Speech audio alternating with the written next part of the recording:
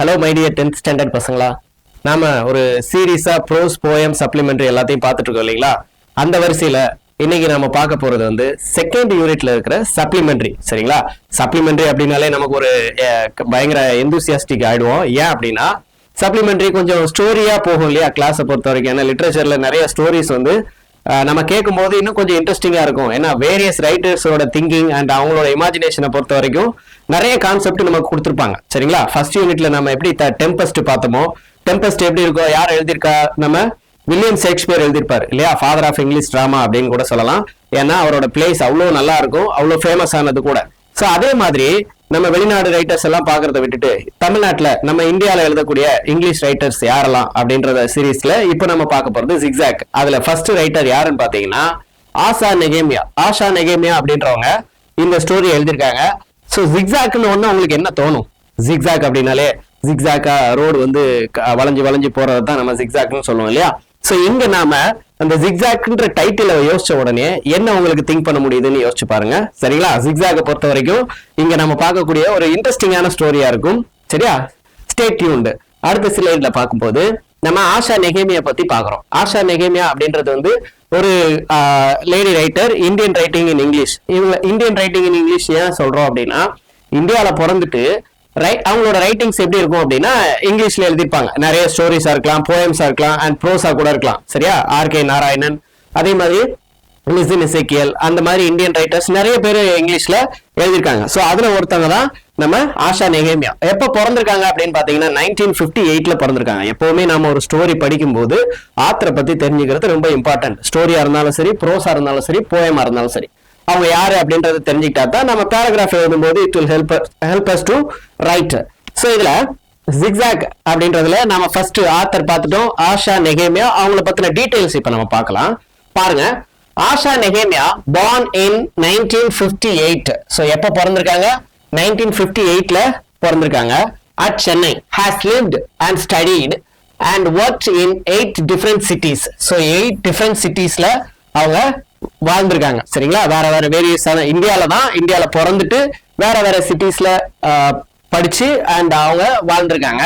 And small downs.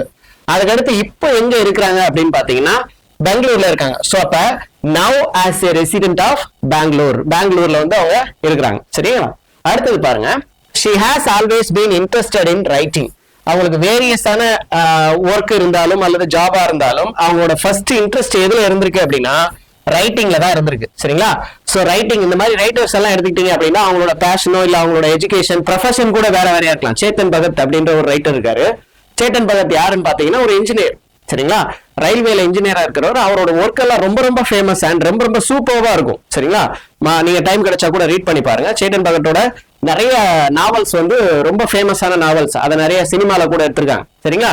So அப்படிப்பட்ட ரைட்டர்ஸோட professional வேறவா இருக்கலாம், அவங்களோட பேஷன் அப்படின்னு பாத்தீங்கன்னா ரைட்டிங்கா இருக்கலாம். சோ அப்படி ரைட்டிங்கா இருக்கிறவங்கள இவங்களும் ஒருத்தர். her love for reading led to her study and literature in college. அவங்களுக்கு இருந்த ரீடிங் பிராக்டிஸ்னால, ரீடிங் ஹாபிச்சுவல்னால அவங்க லிட்ரேச்சர் வந்து காலேஜ்ல எடுத்திருக்காங்க. லிட்ரேச்சர் அப்படின்னாலே நமக்கு தெரியும், தமிழ இலக்கியமா இருக்கலாம், எந்த மொழியா இருந்தாலும் அதுல லிட்ரேச்சர் இருக்கும் இல்லையா? சோ அந்த இலக்கியத்தை வந்து இவங்க படிச்சிருக்காங்க.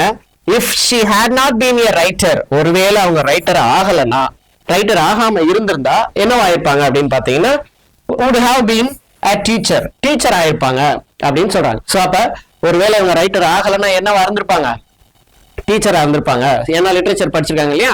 சோ அப்ப லிட்ரேச்சரை படிச்ச எல்லாத்துக்கும் மோஸ்ட்லி என்ன ஆகும் அப்படின்னா அந்த லிட்ரேச்சர்ல வரக்கூடிய writing, way of writing and அதுல உள்ள கான்டென்ட் அண்ட் அதே மாதிரி அந்த இமேஜினேஷன், ரைட்டர்ஸோட வேரியஸ் தாட்ஸை நம்ம படிக்கும் போது நிறைய நமக்குள்ளேயே நிறைய ஐடியாஸ் கிடைக்கும். அந்த மாதிரி ஒரு ரைட்டர் தான் நம்ம ஆஷா நெகேமியா. அவங்களோட வே ஆஃப் ரைட்டிங் எப்படி இருக்கு அப்படின்னு பாத்தீங்கன்னா ஹியூமரஸ் அப்படின்னாலே நமக்கு ஆல்ரெடி தெரிஞ்சிட்டு இருக்கும். ஒரு கான்செப்டை ஒரு காமெடியான விஷயத்துல எக்ஸ்போஸ் பண்றதுல இவங்க கொஞ்சம் ஃபேமஸ். அதே மாதிரி fantasy mystery. What is fantasy mystery? Fantasy mystery அப்படின்னா ஒரு இமேஜினேஷன் ஸ்டோரியா கூட இருக்கலாம்.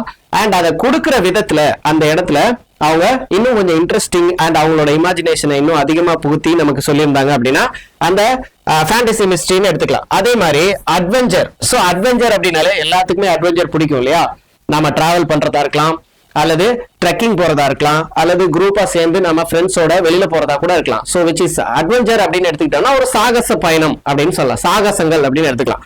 அட்வென்ச்சர் மூவி கூட நம்ம நிறைய பார்த்திருப்போம் இல்லைங்களா? ஸோ அதுல அட்வென்ச்சர் லெவல்ல இருக்கக்கூடிய ரைட்டிங்ஸ், அவங்களோட வே ஆஃப் ரைட்டிங்ஸ்ல என்ன இருக்கு அப்படின்னா அட்வென்ச்சர் இருக்கு, R the strong elements.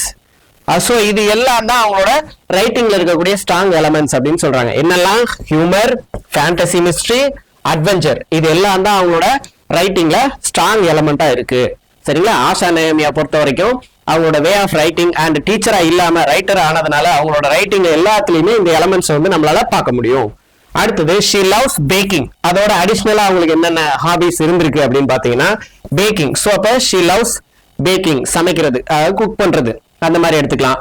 And walking, so நடந்து நம்ம ஏன்னா மோஸ்ட்லி ரைட்டர்ஸ் வந்து ரொம்ப ரிலாக்ஸ்டான மைண்ட் செட்ல இருந்தாங்கன்னா அவங்களுக்கு நிறைய கான்செப்ட் கிடைக்கும் அந்த மாதிரி. And reading, travelling. So travelling பண்றவங்களுக்கு கூட நிறைய எக்ஸ்பீரியன்ஸ் இருக்கும், புது புது எக்ஸ்பீரியன்ஸ் அவங்களுக்கு கேதர் பண்ணும்போது அந்த எக்ஸ்பீரியன்ஸை வச்சு அவங்க என்ன பண்ணுவாங்க, அவங்களோட ரைட்டிங்ஸ்ல இன்வால்வ் பண்ணியிருப்பாங்க. ஸோ இப்போ ஆஷா நெகேமியா பத்தி பார்த்துட்டோம். அவங்க எங்க பிறந்திருக்காங்க? சென்னையில பிறந்தவங்க, வேற வேற சிட்டிஸ்ல இந்தியாலேயே வாழ்ந்திருக்காங்க, படிச்சிருக்காங்க. அண்ட் 1958ல பிறந்திருக்காங்க. சரிங்களா?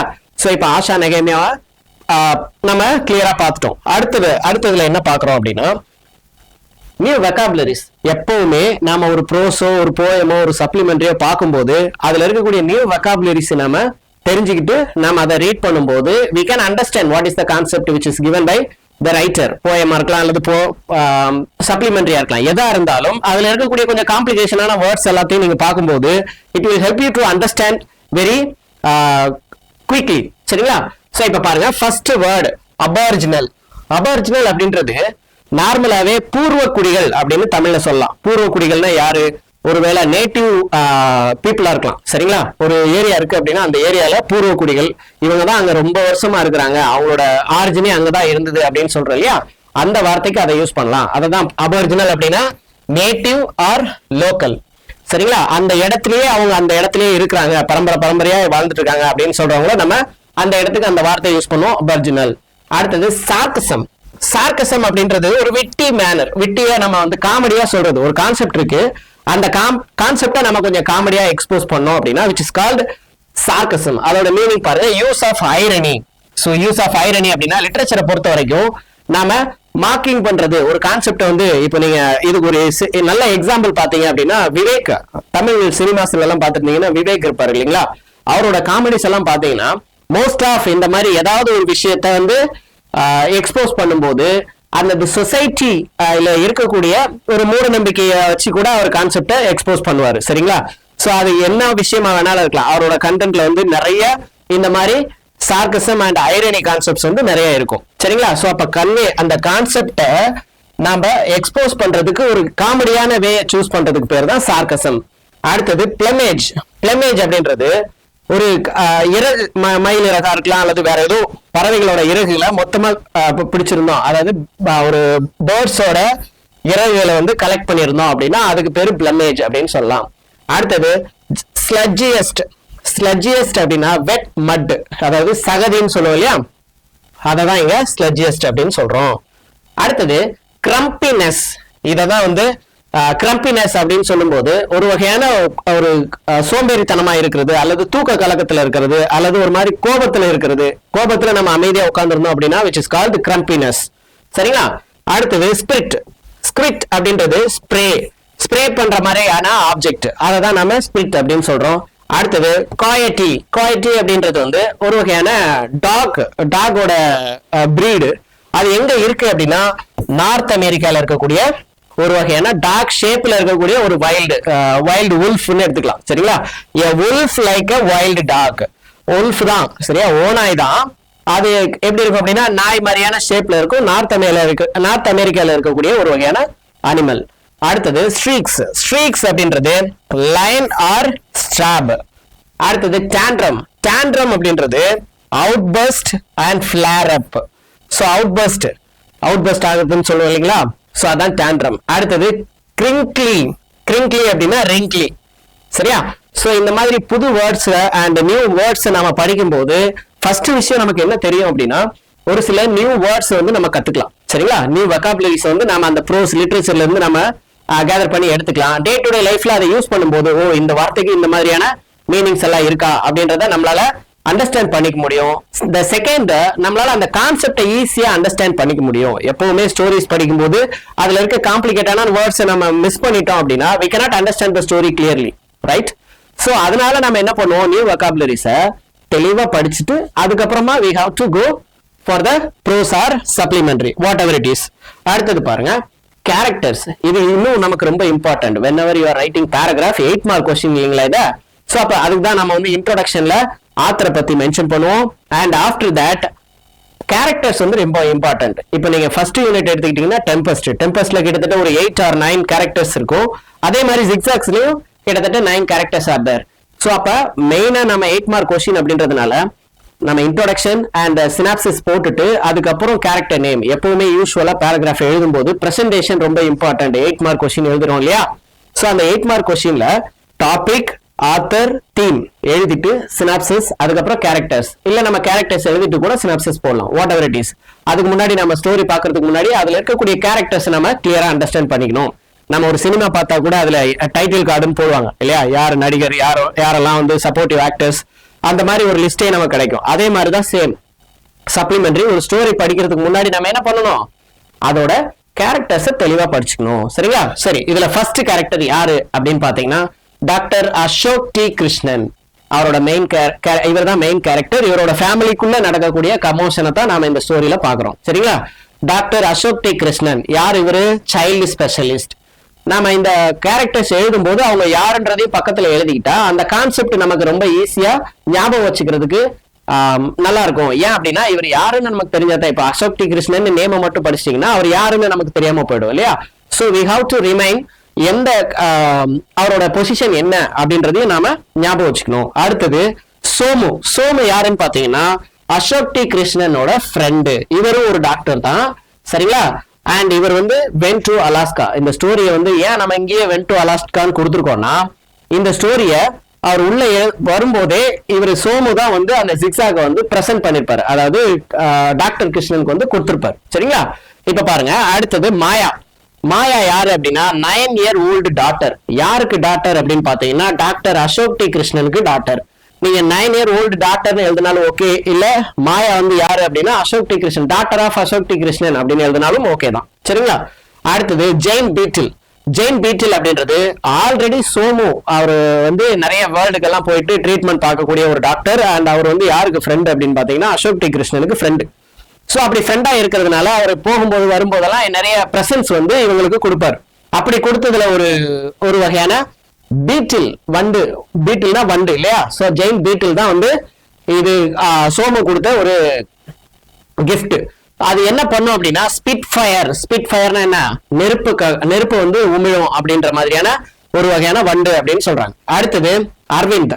சோ அரவிந்த் யாரு அப்படின்னு பாத்தீங்கன்னா அசோக் டி கிருஷ்ணனோட சன். சோ அப்ப கிருஷ்ணன்ஸ் சன். ஜிக்ஸாக் இதுதான் மெயின் கேரக்டர். இதை தான் நம்ம இங்க டைட்டில்ல பாக்குறோம். சரிங்களா? சோ அப்ப ஜிக்ஸாக் யாரு? Harmless docking and singing bird. 21 லாங்குவேஜ்ல பேசக்கூடிய பாடக்கூடிய ஒரு பறவை. சரியா? இப்போ நம்ம டைட்டிலுக்கு ஒரு விளக்கம் கிடைச்சிருச்சு அவங்களுக்கு. ஜிக்ஸாக்னா யார்? அப்ப நம்ம ஒரு பறவை அது. சரியா? African bird which can sing and speak. சரிங்களா? 21 லாங்குவேஜஸ். அடுத்தது யாருன்னு பாத்தீங்கன்னா விசு யாரு அப்படின்னு பாத்தீங்கன்னா சோமுவோட ஓல்டு குக். சரிங்களா? சோமுவோட ஓல்டு குக். இப்ப சொல்லுங்க, சோமு யாரு? டாக்டர் கிருஷ்ணனோட ஃப்ரெண்டு. அப்போ விசு யாரு? சோமுவோட ஓல்டு குக் அப்படின்னு சொல்றோம். அடுத்தது மிஸ்ஸஸ் கிருஷ்ணன் தான் யாரு அப்படின்னா ஒய்ஃப் ஆஃப் டாக்டர் கிருஷ்ணனோட ஒரு அவங்களோட ஒய்ஃப் அண்ட் டேலண்டட் ஆர்டிஸ்ட். இவங்களோட ஒர்க் என்ன அப்படின்னு பாத்தீங்கன்னா சன்செட் அட் மெரினா அப்படின்ற ஒரு பிக்சர் ஒண்ணு பெயிண்ட் பண்ணிட்டு இருக்காங்க. சரிங்களா? இவங்க வந்து ஒரு ஆர்டிஸ்ட். சோ அவங்க வந்து அடுத்து வரக்கூடிய ஒரு ஆர்ட் எக்ஸிபிஷனுக்கு அவங்களோட பெயிண்டிங்க எக்ஸ்போஸ் பண்றதுக்காக என்ன பண்றாங்கன்னா ரெடி பண்ணிட்டு இருக்காங்க. அடுத்தது லக்ஷ்மி யாருன்னு பாத்தீங்கன்னா மிஸ்ஸஸ் கிருஷ்ணன்ஸ் மெய்டு. அதாவது டாக்டர் கிருஷ்ணனோட வீட்டுல வேலை பார்க்கிற ஒரு சர்வெண்ட். அடுத்தது மிஸ்ஸஸ் ஜுஞ்சன்வாலா அப்படின்றவங்க யாருன்னா an art critic. யாரு? இப்ப ஆர்ட் எக்ஸிபிஷனுக்கு எல்லாம் வந்து ஜட்ஜா வருவாங்க இல்லைங்களா? அவங்க தான் மிஸ்ஸஸ் ஜுன்ஜன்வாலா. இதுதான் கேரக்டர். ஸோ இதுல நீங்க ரொம்ப கிளியரா ஞாபகம் வச்சுக்க வேண்டிய கேரக்டர்ஸ் யாரெல்லாம் பாத்தீங்கன்னா, அசோக் டி கிருஷ்ணன், இவர் யாரு, சைல்டு ஸ்பெஷலிஸ்ட். மிஸ்ஸஸ் கிருஷ்ணன், இவங்க யாரு, wife of Ashok T Krishnan. Maya யாரு, daughter of Ashok T Krishnan. Aravind யாரு, son of Ashok T Krishnan. And அவரோட friend doctor Somu. Doctor Somu யாரு, friend of Ashok T Krishnan. And Visu யாரு, old cook of Somu. Lakshmi யாரு, servant maid of doctor Krishnan's family. சரியா, டாக்டர் கிருஷ்ணனோட ஃபேமிலியில சர்வன்ட் மேடா இருக்கிறவங்க தான் லக்ஷ்மி. சரி, இப்ப ஸ்டோரிக்குள்ள போயிடலாமா? ஆத்தர் இன்ட்ரோடக்ஷன் பார்த்துட்டோம், நியூ வெக்காபுலரிஸ் பார்த்துட்டோம், அண்ட் கேரக்டர்ஸ் பார்த்துட்டோம். So now we have to go into the topic. சரிங்களா? ஸோ இப்ப பாருங்க, this is a story about zigzag, a multilingual talking and singing bird. நம்ம ஆல்ரெடி பார்த்தோம் இல்லையா, multilingual talking and singing bird அப்படின்னா யாரு, ஜிக்ஸாக் தான். ஸோ ஜிக்ஸாக், இப்போ நம்ம அந்த ஜிக்ஸாக்கோட ப்ரோஸை ரீட் பண்ணும்போது அதுல ஃபர்ஸ்ட் லைனே வந்து டாக்டர் கிருஷ்ணனோட ஹாஸ்பிட்டல் எப்படி இருக்கும் அப்படின்ற எக்ஸ்பிளனேஷனை வந்து ரைட்டர் கொடுத்துருப்பாங்க. ஸோ அந்த ஆத்தரோட அந்த ஃபர்ஸ்ட் பேராகிராஃப்ல எப்படி மென்ஷன் பண்ணியிருப்பாங்க அப்படின்னா, டாக்டர் கிருஷ்ணன்ஸ் கிளினிக் எப்படி இருந்துச்சான், சைனீஸ் டார்ச்சர் சேம்பர் மாதிரி இருந்ததாம். ஏன் அப்படின்னா, அவர் வந்து சைல்டு ஸ்பெஷலிஸ்ட் இல்லைங்களா. சைல்டு ஸ்பெஷலிஸ்ட்னா மோஸ்ட் ஆஃப் குழந்தைங்களுக்கு வந்து ட்ரீட்மெண்ட் பாக்குறாரு. ஸோ அப்படி அவர் ட்ரீட்மெண்ட்டுக்கு வரக்கூடிய குழந்தைங்க என்ன பண்ணுவாங்க, ஹாஸ்பிட்டல பார்த்த உடனே பயங்கரமா அழுவாங்க இல்லைங்களா. ஸோ அப்ப அந்த இடம் எப்படி இருந்துச்சான் அப்படின்னா, சி ஆஃப் டியர்ஸ் அப்படின்னு மென்ஷன் பண்ணிருப்பாரு. சி ஆஃப் டியர்ஸ் என்ன, கண்ணீர், எப்பவுமே அழுதுட்டே இருக்கக்கூடிய ஒரு நாய்ஸியான கிளினிக் தான் யாரோடது, டாக்டர் கிருஷ்ணனோடது. சரிங்களா? சோ இப்ப சைல்டு ஸ்பெஷலிஸ்ட், அவரோட கிளினிக் வந்து ரொம்ப நாய்ஸியா இருக்கும் அப்படின்றத பார்த்துட்டு இல்லைங்களா. So come to the point. First zigzag. Zigzag அப்படின்றது யாரு அப்படின்னு பாத்தீங்கன்னா, ஒரு African bird, a multilingual talking and singing bird. மல்டிலிங்குவல்னா 21 லாங்குவேஜ்ல பாடவும் பேசவும் முடியும்னு பாத்தீங்களா. சோ அதான் first. Doctor Krishnan's clinic usually sounded noisy because of yelling and crying of children. இப்பதான் பார்த்தோம் இல்லைங்களா.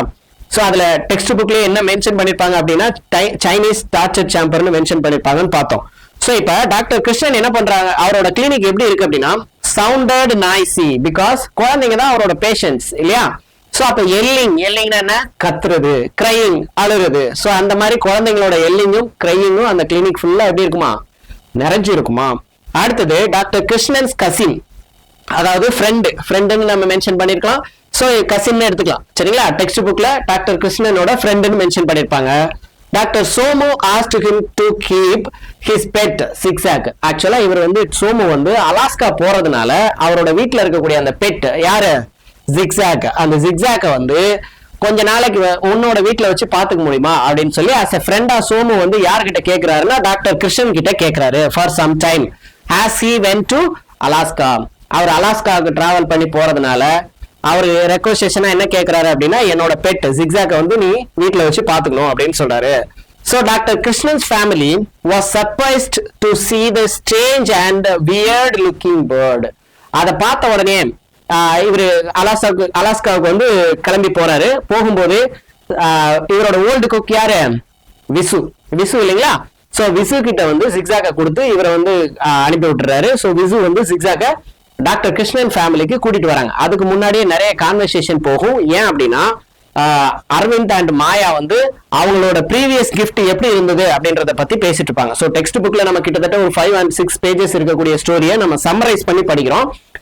சோ அந்த ஸ்டோரியில ஃபர்ஸ்ட் என்ன ஆகும் அப்படின்னா, மாயா அண்ட் அரவிந்த் ஜிக்ஸாக்னு பேரை காட்ட உடனே மாயா என்ன சொல்வா, ஜிக்ஸாக்ன்றது அதோட பேரை பார்த்தாலே தெரியலையா, அது ஒரு வகையான பாம்பா இருக்கலாம் அப்படின்னு சொல்லி பேசுறாங்க. சோ இந்த மாதிரி கான்வர்சேஷன்லாம் அவங்களுக்குள்ள நடந்துட்டு இருக்கும்போது மிஸ்ஸஸ் கிருஷ்ணன் என்ன சொல்றாங்க அப்படின்னா, அவங்களுக்கு இந்த பெட் வர்றது சுத்தமா பிடிக்கல. ஏன் அப்படின்னா, அவங்க அந்த ஆர்ட் வரைகிறதுல பிஸியா இருக்காங்க இல்லையா, சன்செட் அட் மாதிரினா.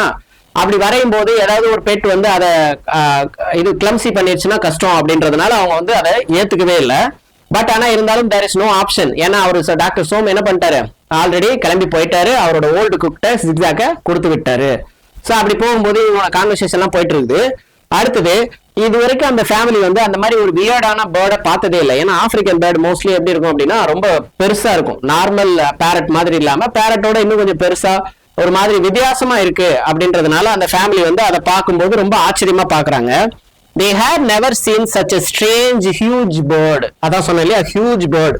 நார்மலா இருக்கக்கூடிய பறவையை விட ரொம்ப பெருசாவும் அண்ட் அதோட கலர்ஸுமே வேரியஸ் ஆகும். அதோட கண்ணு வந்து இன்னும் கொஞ்சம் டார்க்கா அண்ட் ஒரு மாதிரி நெருப்புல இருக்கிற அந்த ஃபிளேம் ஃபியர்ஸ் மாதிரி இருக்குது அப்படின்னா அதெல்லாம் பார்க்கும்போது எப்படி இருக்கும், கொஞ்சம் வியர்டா இருக்கும் இல்லையா. அததான் வந்து இந்த ஃபேமிலியே வந்து ரொம்ப ஸ்ட்ரேஞ்சா அவங்க பாக்குறாங்க.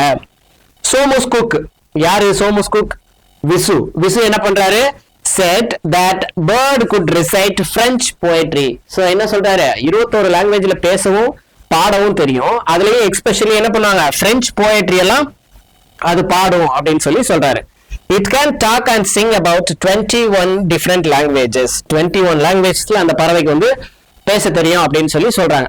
இருந்தாலுமே நம்ம வீட்டுக்கு ஒரு திடீர்னு ஒரு பேரட் வந்திருந்தா கூட அந்த பேரட் வந்து பேசினாலோ இல்ல பாடினாலோ நமக்கு எப்படி இருக்கும், பயங்கர எக்ஸைட்டிங்கா இருக்கும் இல்லையா. ஸோ சேம் அதே மாதிரி மாயா அரவிந்த் வந்து ரொம்ப எக்ஸைட்டிங் ஆகுறாங்க. ஸோ இது ஆல்ரெடி சோமு சொன்ன மாதிரி அன்யூஷுவல் அண்ட் ஹார்ம்லெஸ் பேர்ட் அப்படின்னு சொல்லியிருப்பாரு. அதை தான் இங்க மென்ஷன் பண்றாங்க. அதை வந்து பார்க்கும்போது உங்களுக்கு ரொம்ப ஷாக்கிங்காகவும் இருக்கு, ஏன்னா அந்த பறவையோட அப்பியரன்ஸ் வந்து ரொம்ப வியர்டா இருக்கு. அடுத்து பாத்தீங்கன்னா zigzag was about a foot and half tall. So எப்படி இருக்கு, ஒரு அடி உயரத்துலயும் அண்ட் ரொம்ப ஹாஃப் அடி வந்து என்ன இருக்கு அப்படின்னா கொஞ்சம் நல்ல ஸ்டவுட்டாகவும் இருக்கு. Its head was broadened with a crown of shocking pink feather. So என்ன ஆகுது அப்படின்னா அதோட தலையில இருக்கக்கூடிய கொண்டை, அதாவது கோழிக்கெல்லாம் இருக்கும் இல்லையா, சேவலுக்கு இருக்கும், கோழிக்கு இருக்காது சேவலுக்கு, அந்த மாதிரி சேவலுக்கு இருக்கக்கூடிய அந்த ஃபெதர் பிங்க் கலர்ல எப்படி இருக்கும் அப்படின்னா அதோட பிங்க் ஃபெதர்ஸ் வந்து தலையில வந்து ஒரு கிரீடம் மாதிரி இருக்கு. கிரவுண்ட்னா கிரீடம்னு சொல்லுவோம் இல்லையா. ஸோ அந்த மேல வந்து அந்த கொண்டை அப்படி இருக்கு. The rest of its plumage was in various shades. Already நம்ம இந்த வார்த்தையை பார்த்திருக்கோம், plumage. What's the meaning of plumage? Plumageனா கலெக்டிவ்லி ஃபெதர்ஸ் வந்து நம்ம அப்படி சொல்லுவோம் இல்லையா, ஒரு மொத்தமா இருக்கக்கூடிய அந்த ஃபெதர்ஸ், உடம்புல இருக்கக்கூடிய ஃபெதர்ஸ், பறவைக்கு இருக்கக்கூடிய ஃபெதர்ஸ் தான் நம்ம பிளமேஜ் அப்படின்னு சொல்றோம். அது எப்படி இருக்கும் அப்படின்னா வேரியஸ் ஷேட்ஸ். வேரியஸ் ஷேட்ஸ் தானே, நிறைய கலர்ல இருக்கு. ஒரு கலர் தான் எல்லோவோ இல்ல கிரீனோ இல்ல ரெட்டோ அப்படின்னு நம்மளால டிஃபரன்ஷியேட் பண்ண முடியாத அளவுக்கு நிறைய கலர் ஷேட்ஸ் வந்து அந்த ஃபெதர்ஸ்ல இருக்கு. அடுத்தது இட்ஸ் கவர்டு பீக். பீக்னா அதோட அழகு, பறவையோட அழகு இல்லையா, வாஸ் சன்ஃபிளவர் எல்லோ. அது என்ன கலர் இருந்துச்சான், சன்ஃபிளவர் எல்லோல இருக்கான். அண்ட் இட்ஸ் ஐஸ் வந்து என்ன கலர்ல இருந்துச்சான், கலர் ஆஃப் கோலா. கோலா அப்படின்றது என்ன, நார்மலா நம்ம பிளாக்கும் பிரவுனும் சேர்ந்த மாதிரியான ஒரு டார்க்கான கலர்ல இருந்துச்சுன்னா அதுக்கு பேர் கோலா கலர் அப்படின்னு சொல்லுவாங்க, சரிங்களா. சோ அந்த மாதிரி கோலா, கலர் ஆஃப் கோலால அந்த கண்ணு வந்து இருக்கு. Aravind gave zigzag a plate of juicy fruits. இப்போ zigzag வந்து விசு கூட்டிட்டு வந்துட்டாரு. கூட்டிட்டு வந்து பறவை உள்ள வரும்போது அமைதியா வருது. அதை பத்தி அவர் நிறைய எக்ஸ்பிளைன் பண்ணிட்டு விசு வந்து விட்டுட்டு கிளம்பிடுறாரு. ஸோ விட்டுட்டு கிளம்பின உடனே அதை பார்க்கும்போது Aravind and Maya zigzag family வந்து பேசுறதுக்கு ட்ரை பண்றாங்க. அது ஒரு வார்த்தை கூட பேசவே இல்லை, அமைதியா அப்படியே பார்த்துட்டே இருக்குது. உடனே ஒருவேளை பசிக்குமா இருக்கும் அப்படின்னு சொல்லிட்டு அரவிந்த் ஓடி போயிட்டு கிச்சன்ல ஒரு plate of juicy fruit slices. So என்ன பண்றா, பறவைக்கு நம்ம யூஸ்வலா என்ன கொடுப்போம், ஃப்ரூட்ஸ் கொடுப்போம் இல்லையா. ஸோ அப்ப plate of juicy fruit slices அதை கட் பண்ணி பீஸா கொண்டு வந்து அண்ட் கொஞ்சம் நட்ஸும் போட்டு வந்து அந்த பிளேட்ல வந்து கொடுக்குறான். But zigzag transferred all the walnuts and fruits to the chandelier and on the blades of ceiling fan. ஆனா zigzag என்ன பண்ணல, அதை சாப்பிடவே இல்லை. சாப்பிடாம அதை அப்படியே வெறிச்சு பார்த்துட்டு அதை கொண்டு போயிட்டு எங்க வைக்குது, சாண்ட்லியர் அப்படின்னா பெரிய பங்களா வீடுகள்ல எல்லாம் பாத்தீங்கன்னா லைட் பெருசா ஒண்ணு கீழே தொங்க விட்டுருப்பாங்க நிறைய. அதுல வந்து கண்ணாடி எல்லாம் லைட் வந்து ரொம்ப பெருசா இருக்கும், ரொம்ப பெருசா அந்த இடத்துல பெரிய ஹால் எல்லாம் அதை வச்சிருப்பாங்க இல்லைங்களா. சோ அந்த சாண்ட்லியர்ல போயிட்டு அது இந்த ஃப்ரூட் ஸ்லைஸையும் நட்ஸையும் கொண்டு போய் வைக்குது. அதுக்கடுத்து இன்னொரு ஆப்ஜெக்ட்ல என்ன கொண்டு போய் வைக்குது, the blades of the ceiling fan. Ceiling ஃபேன்ல இருக்கக்கூடிய பிளேட்ஸ்ல எல்லாத்துலயும் கொண்டு போயிட்டு அந்த ஃப்ரூட்ஸை வைக்குது. ஆனா இது சாப்பிடவே இல்லை. சாப்பிடாம அந்த ஃப்ரூட்ஸ் அண்ட் நட்ஸை கொண்டு போயிட்டு அங்க பிளேஸ் பண்ணி வைக்குது.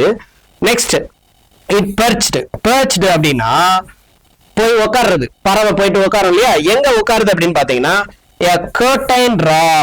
கர்டைன் ராடுனா என்ன, விண்டோஸ்ல இருக்கக்கூடிய நம்ம ஸ்கிரீன் போட்டிருப்போம், அந்த ஸ்கிரீன் போடுறதுக்கு மேல இருக்கக்கூடிய ஒரு கம்பி இருக்கும். அந்த கம்பி ஒரு நல்ல திக்கான ராடு இருக்கும். அந்த ராடுல இருந்து தான் நம்ம ஸ்கிரீனை கீழே வரைக்கும் போட்டிருப்பாங்க இல்லைங்களா.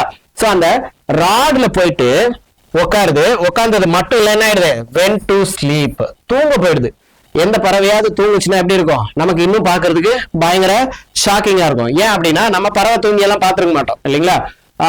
சம்டைம்ஸ் நம்ம வீட்டில் வளர்க்கக்கூடிய பறவைகளா கூட இருக்கலாம், பார்த்துருப்போம். பட் ஆனால் மோஸ்ட்லி டே டைம்ல எல்லாம் பறவைகள் வந்து மோஸ்ட்லி தூங்காது. It snored lovely and then very lovely. ஆக்சுவலா இங்க பிரச்சனை என்னன்னா பறவை தூங்குறது இல்ல, சரிங்களா? அந்த பறவை கொரட்டை விட ஆரம்பிக்குது. ஸ்னோரிங், அதாவது பயங்கர சவுண்டா கொரட்டை விடுது. அப்படி கொரட்டை விடும்போது லவுடா ஃபர்ஸ்ட் ஆரம்பிச்சு அதுக்கப்புறம் வெரி லவுட், ரொம்ப அதிகமா அந்த சவுண்ட் வந்து இன்க்ரீஸ் ஆகுது. அடுத்தவங்களை டார்ச்சர் பண்ற அளவுக்கு அந்த சவுண்ட் என்ன ஆயிடுது, இன்க்ரீஸ் ஆயிடுது.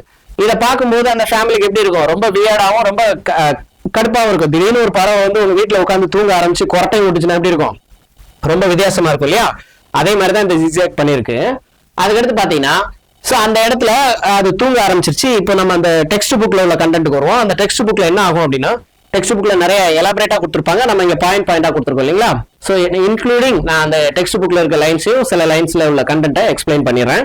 இப்போ என்ன ஆகுது அப்படின்னு பாத்தீங்கன்னா, நிறைய பயங்கர சவுண்ட் ஆகுது, அவங்களோட காதுல வந்து வலிக்கிற மாதிரி இருக்கு. And Maya, Aravind and family எல்லாரும் என்ன பண்றாங்க, காட்டனை எடுத்து அவங்களோட இயர்ல வந்து கவர் பண்ணிக்கிறாங்க. அப்படி இருந்தா அந்த சவுண்ட் வந்து நிக்கவே இல்லை.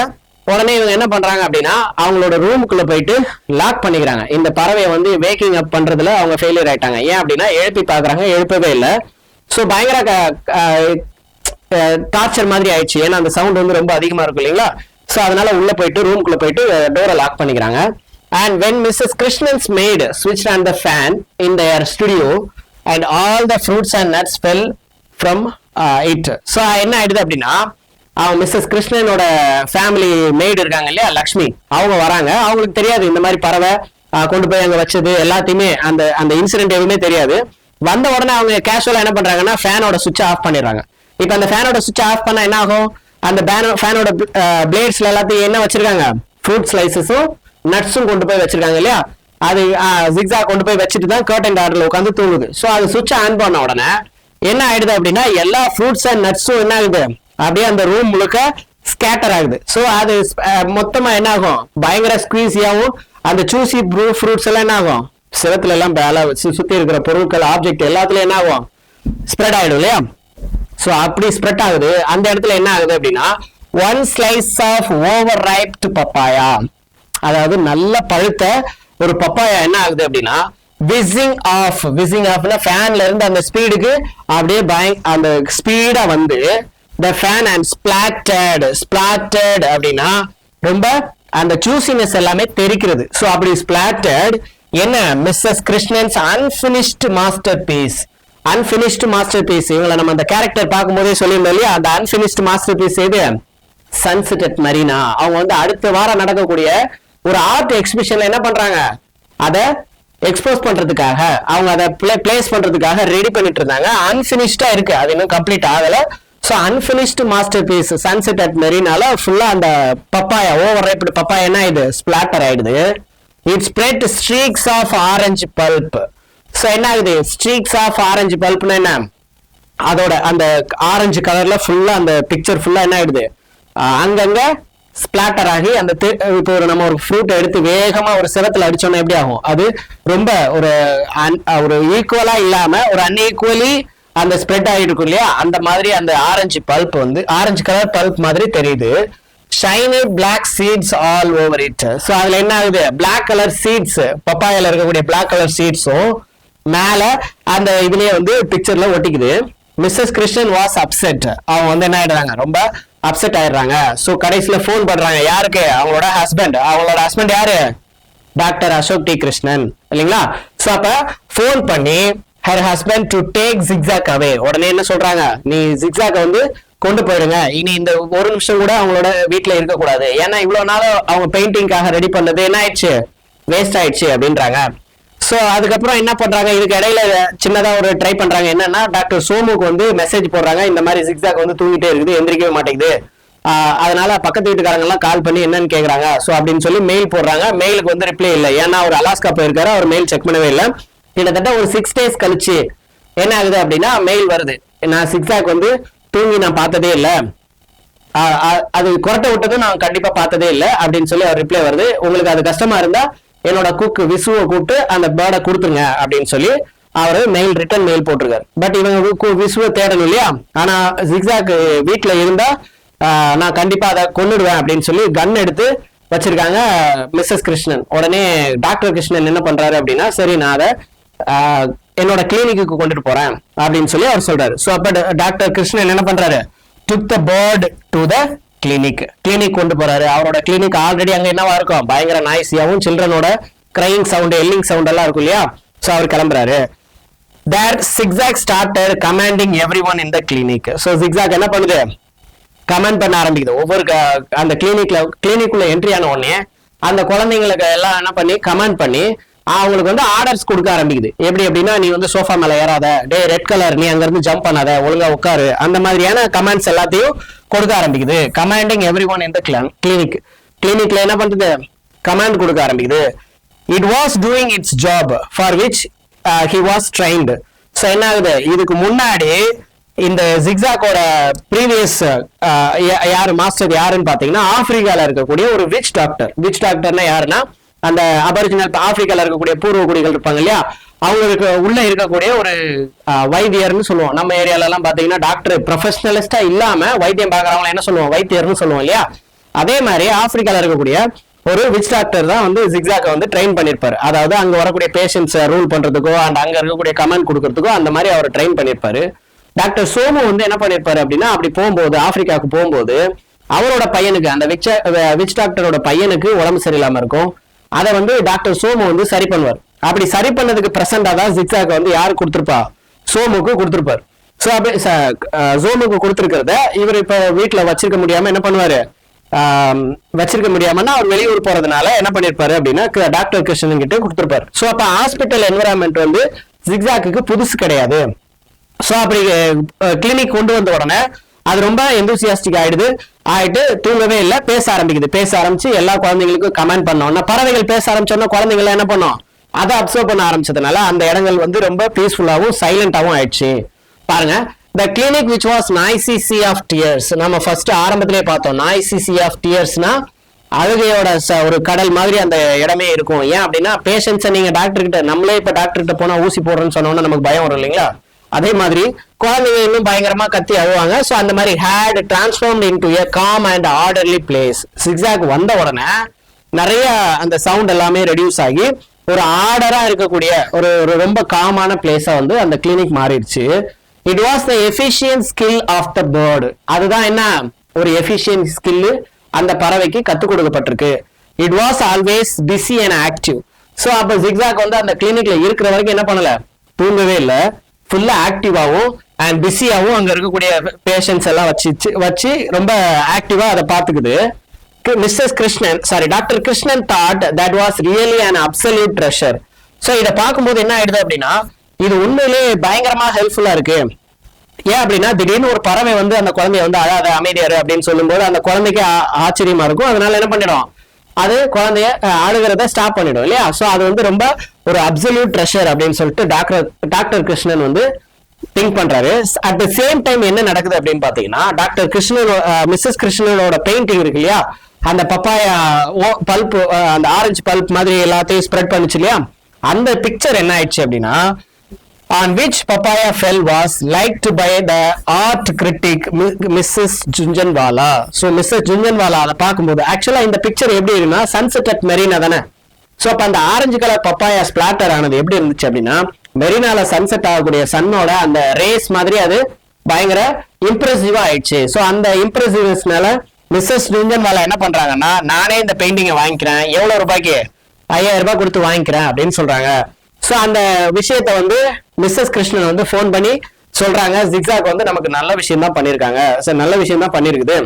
ஸோ அப்போ உங்களுக்கு கிளினிக்லையும் ஹெல்ப் பண்ணுது, நமக்கு வீட்லையும் ஹெல்ப் பண்ணுது. ஸோ அப்போ நம்ம என்ன பண்ணலாம், டாக்டர் கிருஷ்ணன் கிட்ட ஜிக்ஸாக்கை இன்னும் ஒரு வாரத்துக்கு நாம சோமு வர்ற வரைக்கும் நம்ம என்ன பண்ணலாம், ஜிக்ஸாக்கை நம்ம வீட்லயே வச்சுக்கலாம் அப்படின்னு சொல்லி அக்செப்ட் பண்றாங்க. ஃபர்ஸ்ட் இந்த ஜிக்ஸாக்கோட ஸ்னோரிங் வந்து பிடிக்காத அந்த ஃபேமிலி அதோட இயல்பை புரிஞ்சுக்கிட்டு அதுக்கப்புறமா அந்த ஜிக்ஸாக்கை வந்து என்ன பண்றாங்க, ஏத்துக்கிறாங்க. ஸோ ரிமைன் இந்த ஸ்டோரி வந்து 8 மார்க் கொஸ்டின்ல உங்களுக்கு கேட்பாங்க. கேரக்டர்ஸ் எழுதிக்கோங்க. கேரக்டர்ஸ் எழுதிட்டு ஜிக்ஸாக் அப்படின்ற ஒரு பறவை அவங்க வீட்டில் பண்ண கன்ஃபியூஷன் பிளஸ் கிளினிக் போனதுக்கு அப்புறம் எவ்வளவு தூரம் ஆக்டிவா பெர்ஃபார்ம் பண்ணுச்சு அப்படின்றத தான் நம்ம இந்த ஸ்டோரியில பார்த்துருக்கோம். அடுத்தடுத்து வரக்கூடிய கிளாஸஸ்ல அடுத்தடுத்து வர ப்ரோஸ் அண்ட் போயம் சப்ளிமெண்டரியை பார்க்கலாம்.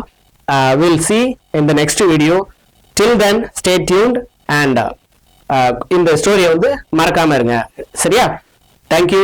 Will meet in the next video.